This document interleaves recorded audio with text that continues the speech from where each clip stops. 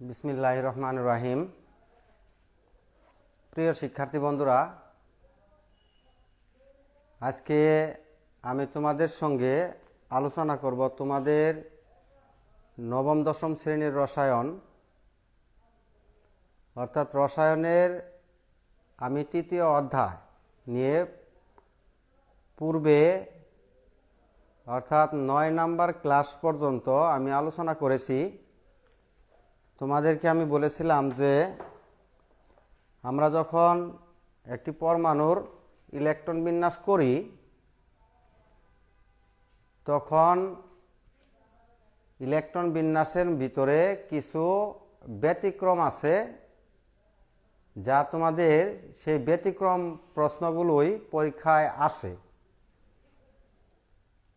ব্যতিক্রম কোথায় থেকে শুরু হবে সে বিষয় নিয়েও আমি তোমাদের সঙ্গে আলোচনা করেছি। যেমন 1 থেকে 18 পর্যন্ত আমরা যখন অরবিটালের সাহায্যে ইলেকট্রন বিন্যাস করব তখন আমাদের কোনো সমস্যা হবে না। যখন আমরা 19 থেকে ইলেকট্রন বিন্যাস করব অর্থাৎ পটাশিয়াম থেকে, তখন আমাদের কিছু সমস্যা হয়। সেই সমস্যাগুলোর মধ্যে আজকে আমরা প্রথম যে সমস্যা, সে প্রথম সমস্যা নিয়ে আলোচনা করব। তোমাদের অত্যন্ত এটি গুরুত্বপূর্ণ, জানা অবশ্যই দরকার, কারণ তোমাদের পরীক্ষায় এই ব্যতিক্রম থেকেই আসে, প্রশ্ন আসে। আমরা দেখেছি বিভিন্ন এসএসসি পরীক্ষায়, বিভিন্ন বোর্ডের পরীক্ষার মধ্যে তোমাদের এই ব্যতিক্রম নিয়ম থেকেই বেশি আসছে। আমরা এটাও জানি যে ইলেকট্রন পরমাণুতে যখন প্রবেশ করে আর বিভিন্ন কক্ষপথে যখন ইলেকট্রনগুলো প্রবেশ করে, তারা কিভাবে প্রবেশ করে?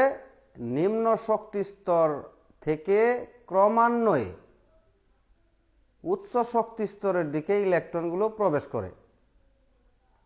আমি এটাও বলেছিলাম যে তুমি কোনটি নিম্ন শক্তি স্তর কোনটি উচ্চ শক্তি স্তর সেটি তুমি কেমনে জানবে? তুমি জানবে n+l এই নিয়ম অনুযায়ী n+l, n বলতে প্রধান শক্তি স্তর আর l হচ্ছে আমরা যে 4টি উপশক্তি স্তর পড়েছি s,p,d,f, এই 4টি উপস্তরের মান হচ্ছে l।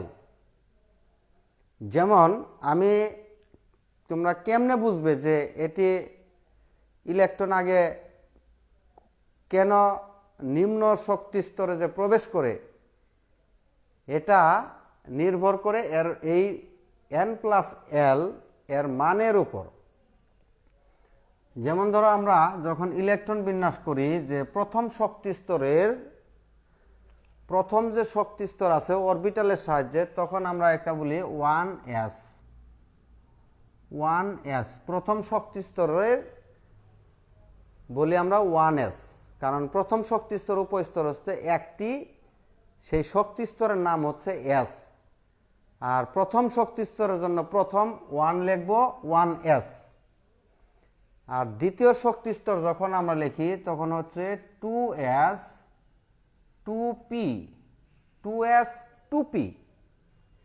এটি হচ্ছে প্রথম শক্তি স্তর প্রথম, এটি হচ্ছে দ্বিতীয় শক্তি স্তর। দ্বিতীয় শক্তি স্তর হচ্ছে 2s 2p, কারণ আমরা জানি দ্বিতীয় শক্তি স্তরে ইলেকট্রন প্রবেশ করবে 8টির মধ্যে s এতে প্রবেশ করবে 2টি আর p এতে প্রবেশ করবে 6টি, এই হচ্ছে 8টি। তারপরে এই 8টি ইলেকট্রন প্রবেশ করার পরে ইলেকট্রন কোথায় প্রবেশ করবে? তৃতীয় শক্তি স্তর। তৃতীয় শক্তি স্তর হচ্ছে 3s 3p 3d, এটি হচ্ছে তৃতীয় শক্তি স্তর। আমরা বলি এটি তৃতীয় শক্তি স্তর। তৃতীয় শক্তি স্তরে ইলেকট্রন প্রবেশ করবে 18টি। প্রথম শক্তি স্তরে ইলেকট্রন হচ্ছে 2টি, দ্বিতীয় শক্তি স্তরে ইলেকট্রন প্রবেশ করবে 8টি, তৃতীয় শক্তি স্তরে ইলেকট্রন প্রবেশ করবে 18টি। এইভাবে চতুর্থ যে শক্তি স্তর আছে আমরা পড়েছি, চতুর্থ শক্তি স্তরের উপস্তর কয়টি? 4টি। কি কি? 4s, 4p, 4d, 4f। এটি হচ্ছে চতুর্থ শক্তি স্তর। এটি হচ্ছে চতুর্থ শক্তি স্তর, চতুর্থ মানে 4 নাম্বার শক্তি স্তর। আর 4 নাম্বার শক্তি স্তর আমরা জানি ইলেকট্রন প্রবেশ করবে 32, অর্থাৎ 32টি, 32টি। এটি হচ্ছে 8টি। এটি হচ্ছে প্রথম শক্তি স্তর, ইলেকট্রন প্রবেশ করবে 2টি। দ্বিতীয় শক্তি স্তর ইলেকট্রন প্রবেশ করবে 8টি। তৃতীয় শক্তি স্তর ইলেকট্রন প্রবেশ করবে 18টি। চতুর্থ শক্তি স্তরে ইলেকট্রন প্রবেশ করবে 32টি। আমরা কেন 2টি, 8টি, 18টি, 32টি ইলেকট্রন প্রবেশ করবে আমি আগেই গত ক্লাসগুলোতে আলোচনা করেছি। একটি যে কোনো শক্তি স্তরে পরমাণু 2n² সংখ্যক ইলেকট্রন থাকতে পারে। আমরা যদি প্রথম শক্তি স্তর বলি তাহলে n এর মান যদি 1 বসাই তাহলে একটি n এর মান হচ্ছে 1² মানে 1, আর 2 এর সাথে যদি গুণ করি তাহলে হবে 2 প্রথম শক্তি স্তরে। দ্বিতীয় শক্তি স্তর তখন আমরা n এর মান বসাবো 2 মানে 2² মানে 4 এর সাথে 2 যদি গুণ করি আমরা হবে 8, 8টি। তৃতীয় শক্তি স্তর যখন হবে তখন n এর মান হবে 3, 3 এর উপরে স্কোয়ার দিলে 3 3 9, 9 এর সাথে 2 গুণ করলে হবে 18। তৃতীয় শক্তি স্তরে ইলেকট্রন প্রবেশ করবে 18টি। চতুর্থ শক্তি স্তরে ইলেকট্রন প্রবেশ করবে 32টি। কেন 32টি? 2n², 4 এর উপরে স্কোয়ার যদি 16, 16 দোকানে 32টি। এইভাবে ইলেকট্রন গুলো তার বিভিন্ন কক্ষপথে প্রবেশ করে। এখন আমি বলেছিলাম যে পরমাণুতে ইলেকট্রনগুলো নিম্ন শক্তি স্তর থেকে উচ্চ শক্তি স্তরের দিকে ক্রমান্বয়ে প্রবেশ করে। তাহলে এটি হচ্ছে নিম্ন শক্তি স্তর, তারপরে এটি, তারপরে উচ্চ শক্তি স্তর। অর্থাৎ এদিক থেকে আমরা যদি বলি এই দিক থেকে এদিকে ক্রমান্বয়ে উচ্চ শক্তি স্তর। তাহলে প্রথম শক্তি স্তর, দ্বিতীয় শক্তি স্তর, প্রথম শক্তি স্তর, দ্বিতীয়, তৃতীয়, চতুর্থ শক্তি স্তর। এখন চতুর্থ শক্তি স্তরে ইলেকট্রন কয়টি থাকবে? 32টি। কেমনে 32টি? এস এতে 2টি, পি এতে যাবে 6টি, এই হলো 8টি, ডি এতে যাবে 10টি, এ হবে 18টি, আর এফ এতে যাবে 14টি, তার মানে হবে 32টি। এখন আমরা যদি বলি, তোমাকে যদি প্রশ্ন করা হয় যে প্রথম শক্তি স্তরের চেয়ে দ্বিতীয় শক্তি স্তরের মান বেশি কেন, আগে এই প্রথম শক্তি স্তরের ইলেকট্রন আগে কেন প্রবেশ করে, তারপরে দ্বিতীয় শক্তি স্তরের ইলেকট্রন আগে পরে কেন প্রবেশ করে? তাহলে আমি তোমাদেরকে বলেছিলাম যে n+l এই অনুযায়ী ইলেকট্রনগুলো পরমাণুতে বিভিন্ন শক্তি স্তরের শক্তি স্তরে ইলেকট্রনগুলো প্রবেশ করে। যেমন ধরো আমি তোমাদেরকে বলেছিলাম যে এস এর মান তুমি ধরবে 0, তারপরে এস এর মান ধরবে 0,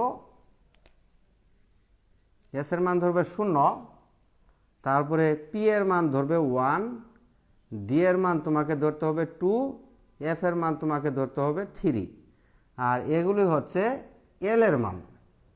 উপস্তরের যখন এস থাকবে তখন এল এর মান হবে 0, যখন পি উপস্তর থাকবে তখন এল এর মান হবে 1, যখন ডি থাকবে তখন এল এর মান 2, যখন এফ থাকবে তখন এল এর মান ধরবে তুমি 3।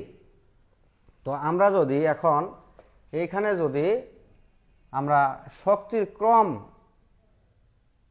মানে বের করতে যাই তাহলে এখানে n+l এখানে n এর মান হচ্ছে 1, আর এল এর মান কত? এস এর মান হচ্ছে 0, তাহলে 0, তাহলে এটি হচ্ছে প্রথম 1, অর্থাৎ 1 আর 0 যদি আমরা যোগ করি তাহলে হবে 1, তাহলে 1s এর মান হচ্ছে 1। এখন আমরা যদি এটাতে যাই, যদি এইটাতে যাই 2s এর মান যদি আমরা বের করি, 2s এর n এর মান হবে n+l, এন এর মান হবে কত 2 প্লাস এল এস এর মান হবে 0, তাহলে হবে 2, অর্থাৎ 2s এর মান হলো 2। আবার যদি আমরা 2p ধরি 2p, তার মানে n প্লাস l, n এর মান হচ্ছে 2, l এর মান হচ্ছে 1, তাহলে হবে 3। তাহলে তোমরা অবশ্যই দেখতে পাচ্ছ যে আগে ইলেকট্রন প্রবেশ করবে 1s এ, তারপর মান হচ্ছে 2, তারপরে ইলেকট্রন প্রবেশ করবে 2s তে, তারপরে 2p এর মান হচ্ছে 3, ইলেকট্রন প্রবেশ করবে 2p তে। তার মানে প্রথম শক্তিতে 1s এ আগে ইলেকট্রন প্রবেশ করবে, তারপরে 2s এ ইলেকট্রন প্রবেশ করবে, তারপরে 3s এ ইলেকট্রন প্রবেশ করবে। এইভাবে আমরা যদি 3s 3p 3d নেই, 3s 3p 3d যদি আমরা ধরি, তাহলে 3s n প্লাস l, তাহলে n এর মান হচ্ছে 3 প্লাস l এর s এর মান হচ্ছে 0, তাহলে মান হবে কত 3। তারপরে হবে 3p যদি আমরা ধরি n প্লাস l, n এর মান হচ্ছে 3 প্লাস p এর মান হচ্ছে 1, হচ্ছে কত 4। তারপরে আমরা যদি 3d তে ধরি n প্লাস l, তাহলে n এর মান হচ্ছে 3, d এর মান হচ্ছে 2, তাহলে হবে 5। তাহলে এখন তোমরা অবশ্যই দেখতে পাচ্ছ যে প্রথম শক্তি স্তরে ইলেকট্রন প্রবেশ করবে, দ্বিতীয় 2s তে ইলেকট্রন প্রবেশ করবে, তারপরে ইলেকট্রন প্রবেশ করবে 2p তে ইলেকট্রন প্রবেশ করবে। এখন 2p তে ইলেকট্রন প্রবেশ করার পরে এইখানে তোমরা দেখতে পাচ্ছ যে 3s এর মান আর 2p এর মান দুটি সমান। এই মান দুটি সমান, মানে 2p আবার 3s এর মান হচ্ছে 3। দুটির মান যদি দুটি রাশির মান যদি সমান হয়, অর্থাৎ কোনো অরবিটালের একাধিক অরবিটালের মান যদি সমান হয়, তাহলে তারা ইলেকট্রন আগে কোথায় প্রবেশ করবে? তুমি এই দুটি ইয়ের মধ্যে অরবিটালের মধ্যে তুমি দেখবে যে যার শক্তি স্তর n এর মান ছোট, যার n এর মান ছোট, এটি একটি নিয়ম। দুটি অরবিটালের মান যদি সমান হয়, তাহলে তুমি কিভাবে কার শক্তি কম কার শক্তি বেশি তুমি এটি কিভাবে নির্ণয় করবে?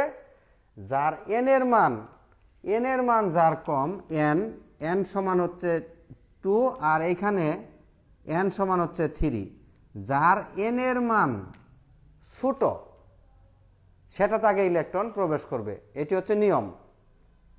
তারপর যার n এর মান বেশি, আগে n এর মান যার কম সেখানে ইলেকট্রন প্রবেশ করার পর তারপরে যার n এর মান বেশি সেখানে ইলেকট্রন প্রবেশ করবে।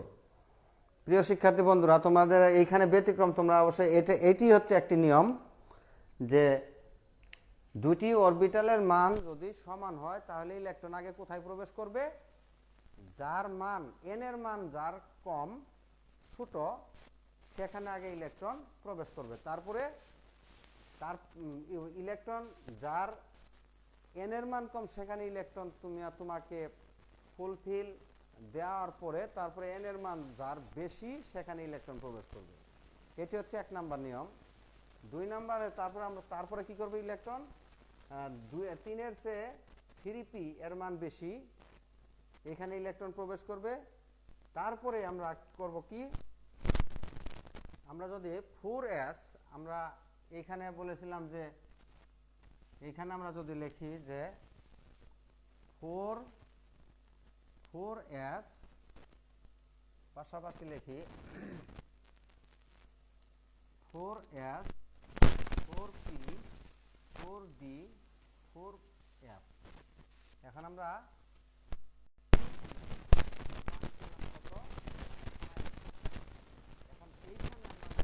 বের করব যে 4 এর পরে 5 তে ইলেকট্রন আগে প্রবেশ করবে, কিন্তু এইখানে যদি আমরা মান বের করি যে 4s এর মান যদি বের করি আমরা n প্লাস l, n এর মান হচ্ছে 4, l এর মান হচ্ছে s এর মান হচ্ছে 0, তাহলে হবে কত? 4 4 পেলাম আমরা, এখানে পেলাম 4, তারপর 4p n plus l, n এর মান হচ্ছে 4, p এর মান হচ্ছে 1, তাহলে হবে 5। তারপরে আমরা যদি এখানে যাই 4d n plus l, n এর মান হচ্ছে 4, d এর মান হচ্ছে 2, তাহলে হবে 6। তারপরে আমরা এইখানে যদি প্রবেশ করি n প্লাস l, n এর মান হচ্ছে 4, l এর মান হচ্ছে f এর মান হচ্ছে 3, তাহলে হবে কত 7। প্রিয় শিক্ষার্থী বন্ধুরা, তোমরা অবশ্যই দেখতে পাচ্ছ যে এইখানে আমরা তাহলে 3p পর্যন্ত সমস্যা সমাধান আমাদের শেষ।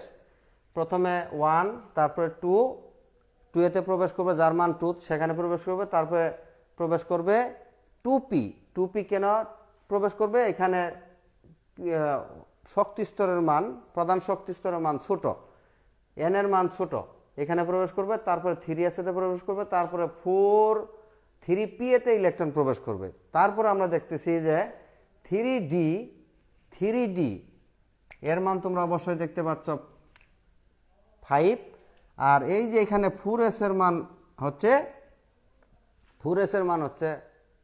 4, তো 3d তারপরে হচ্ছে 4s এর মান হচ্ছে 4। তাহলে তোমরা এখানেও একটি ব্যতিক্রম তোমরা দেখতে পাচ্ছ যে এখানে 3d এর মান 5, 4s এর মান হচ্ছে 4। তাহলে এইখানে ব্যতিক্রম কেমনে ব্যতিক্রম, এই মানের আমরা জানি যার মান কম সেখানে ইলেকট্রন আগে প্রবেশ করবে। তাহলে এখানে 3d এতে ইলেকট্রন না গিয়ে আগে ইলেকট্রন কোথায় প্রবেশ করবে, 4s এতে ইলেকট্রন প্রবেশ করবে। এটি হচ্ছে একটি নিয়ম। আমরা 2 নাম্বার নিয়ম পড়ছি। 1 নাম্বার নিয়ম হচ্ছে কি, দুটি অরবিটালের মান যদি সমান হয় তাহলে আগে যার n এর মান ছোট সেখানে আগে ইলেকট্রন প্রবেশ করবে। তার পরবর্তীতে আমরা আবার ওই নিয়ম অনুযায়ী এখানে 5 দেওয়া, এইখানে শক্তি স্তর, তারপরে যার মানের ক্রম অনুযায়ী ইলেকট্রনগুলো প্রবেশ করবে, তারপরে হবে 4 এর সাথে ইলেকট্রন প্রবেশ, 3d এর পর 3p আর হচ্ছে 4s, এই দুটির মান কিন্তু আমরা সমান দেখতে পাচ্ছি। তাহলে 3p আর হচ্ছে 4s, তাহলে এখানে দুটির মান, এই দুটি রাশির মান এখানে কিন্তু আবার সমান হয়েছে। এখানে আমরা আবার এই দুটি রাশির মান কিন্তু 3p এবং 3p আর হচ্ছে 4s, 3p এর মান হচ্ছে 4, 4s এর মান হচ্ছে 4। তাহলে তোমরা অবশ্যই এই যে এই নিয়মের মতো এখানে তোমরা দেখতে পাচ্ছ যে ইলেকট্রন আগে কোথায় প্রবেশ করবে, 3p এতে আগে ইলেকট্রন প্রবেশ করবে। 3p এতে ইলেকট্রন প্রবেশ করার পর তারপর কেন প্রবেশ করবে, এই যে 3 এখানে n এর মান যার ছোট, মান দুটি সমান কিন্তু যার মান ছোট, n এর মান যার ছোট সেখানে আগে ইলেকট্রন প্রবেশ করবে, তারপরে 4s এতে প্রবেশ করবে। এখন 4s এতে প্রবেশ করার পর ইলেকট্রন কোথায় প্রবেশ করবে, ইলেকট্রন প্রবেশ করবে কোথায়, এইখানে আবার দেখো এই যে 3d, তাহলে আমাদের এইখানেও সমস্যা শেষ। তাহলে 3p এর পরে ইলেকট্রন প্রবেশ করবে কোথায়, 4s এতে প্রবেশ করবে। এখন 4s এতে প্রবেশ করার পরে ইলেকট্রন তাহলে কোথায় প্রবেশ করবে, আবার তোমরা দেখতে পাচ্ছ যে এইখানে যে 3d আর হচ্ছে 4p, 3d এবং 4p এই দুটির মান কিন্তু সমান। আমরা যেহেতু প্রথম শক্তি স্তর, দ্বিতীয় শক্তি স্তর, এখানে কোনো সমস্যা নেই, আমরা এইখানে আমরা করলাম। এখন এইখানে তাহলে এই দুটিতে 3p এবং 4s, তাহলে ইলেকট্রন আগে কোথায় প্রবেশ করবে, 3p এতে প্রবেশ করবে, তারপরে কোথায় প্রবেশ করবে, 4s এতে প্রবেশ করবে। তাহলে 4s এতে প্রবেশ করার পর তারপরে ইলেকট্রন কোথায় প্রবেশ করবে, 4s এতে ইলেকট্রন প্রবেশ করার পরে তোমরা আবার অবশ্যই দেখতে পাচ্ছ যে 3d এর মান হচ্ছে কত, এর মান হচ্ছে 5, আর হচ্ছে 4p এর মানও হচ্ছে 5। এই দুটি রাশির মান আবার সমান, 3d এর মানও 5, 4p এর মানও হচ্ছে 5। তাহলে এখন ইলেকট্রন কোথায় প্রবেশ করবে, তো এখন প্রবেশ করবে কি, ওই যে একই নিয়ম বারবার, এখানে যে দুটির n এর মান 3d, এখানে n এর মান ছোট, আগে 3d এতে ইলেকট্রন প্রবেশ করবে, প্রবেশ করার পরে তারপরে কি করবে, 4p এতে ইলেকট্রন প্রবেশ করবে, তারপরে ইলেকট্রন প্রবেশ করবে 4d-তে, 4d-তে ইলেকট্রন, তার পরবর্তীতে ইলেকট্রন প্রবেশ করবে 4d-তে ইলেকট্রন প্রবেশ করবে, কারণ এর মান হচ্ছে 6। তাহলে 4d এর ভিতরে কোনো সমস্যা নেই। প্রিয় শিক্ষার্থী বন্ধুরা, তোমরা অবশ্যই দেখতে পাচ্ছ কোথায় কোথায় ব্যতিক্রমগুলো, এখানে তোমাদেরকে খুব সতর্কতার সাথে মনোযোগ দিয়ে দেখতে হবে। তাহলে আমরা এখানে ইলেকট্রন প্রবেশ করবে কোথায়, 3d-তে না গিয়ে আগে প্রবেশ করবে 4s-তে। আমরা যে আগে আলোচনা করলাম 4s-তে প্রবেশ করার পর তারপরে 3d, তারপরে ইলেকট্রন 3d-তে প্রবেশ করার পর তারপরে ইলেকট্রন প্রবেশ করবে 4p-তে, তারপরে 4d-তে। যেমন আমরা যদি একটি ইলেকট্রন বিন্যাস করি, যেমন পটাশিয়ামের ইলেকট্রন বিন্যাস, পটাশিয়াম কে এর পারমাণবিক সংখ্যা হচ্ছে 19। তাহলে ইলেকট্রন বিন্যাস যদি আমরা করি তাহলে কি হবে, 1s2 2s2 2p6, তারপরে হবে তৃতীয় শক্তিতে 3s2 3p6 3d, আমরা 3d-তে আগে ইলেকট্রন দিব না, তারপরে হবে 4s শুরু। এখন আমরা জানি 3d-তে আর ইলেকট্রন প্রবেশ করবে না আগে, এই জন্যই আমরা এই 3d এবং 4s, 3d এর মান আমরা n+l সূত্র দিয়ে দেখছি যে n এর মান, d এর মান হচ্ছে 5, আর এখানে 4s n+l 4 প্লাস s এর মান হচ্ছে 0, তারপর হচ্ছে 4। এখানে আমরা কি পেলাম, 4 পেলাম। তাহলে এখানে 4s এর মান হচ্ছে 4 আর 3d এর মান হচ্ছে 5। তাহলে ইলেকট্রন আগে কোথায় প্রবেশ করবে, 3d-তে আগে ইলেকট্রন প্রবেশ করবে না, ইলেকট্রন প্রবেশ করবে আগে 4s-তে। এখন আমরা তাহলে কি করবে, 3d-তে ইলেকট্রন প্রবেশ না করে 4s-তে ইলেকট্রন প্রবেশ করবে, কারণ 4s এর মান কম আর 3d এর মান হচ্ছে বেশি। তোমরা এইভাবে বলতে পারো যে 3d এর শক্তি বেশি আর 4s এর শক্তি কম। এখন তোমাকে প্রশ্ন হবে এইভাবে যে পটাশিয়ামের সর্বশেষ শক্তি স্তরে ইলেকট্রনটি 3d-তে না গিয়ে 4s-তে যায় কেন? তাহলে তুমি আগে ইলেকট্রন বিন্যাসটি করবে, করে 3d এর মান আগে বের করবে, 3d এর মান বের করবে n+l, n এর মান 3, d এর মান 2 5, আর 4s এর মান তোমরা বের করবে n+l 4, n এর মান 4, s এর মান 0 4।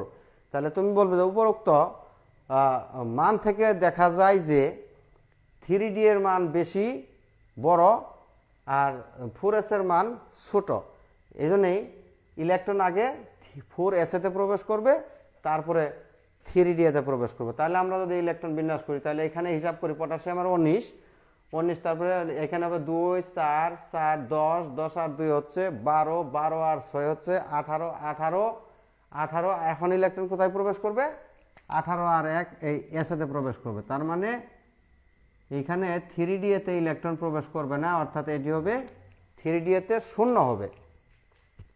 তো তোমরা এইভাবে ইলেকট্রনগুলো পরমাণুতে বিভিন্ন অরবিটালে প্রবেশ করে। তো অনেক সময় আমরা দেখেছি এখানে তুমি 3d-তে যেহেতু ইলেকট্রন নেই, এই জন্য তুমি এখানে এটাকে এভাবে লিখতে পারো যে 1s2 2s2 2p6 3s2 3p6 4s1। তুমি 3d, এই 3d তুমি নাও দিতে পারো। তো তাহলে আজকে আমরা কি জানলাম যে তোমাকে যদি প্রশ্ন করা হয় যে পটাশিয়ামের সর্বশেষ শক্তি স্তরের ইলেকট্রনটি 3d-তে না গিয়ে 4s-তে যায় প্রবেশ করে কেন, তাহলে তুমি উত্তর দিবে কিভাবে, শর্টকাটে উত্তর দিতে পারো যে পটাশিয়ামের সর্বশেষ শক্তি স্তরের ইলেকট্রনটি 3d-তে না গিয়ে 4s-তে যাওয়ার কারণ হচ্ছে 4s এর মান কম এবং 3d এর মান বেশি, এই জন্যই আগে ইলেকট্রন 4s-তে প্রবেশ করবে।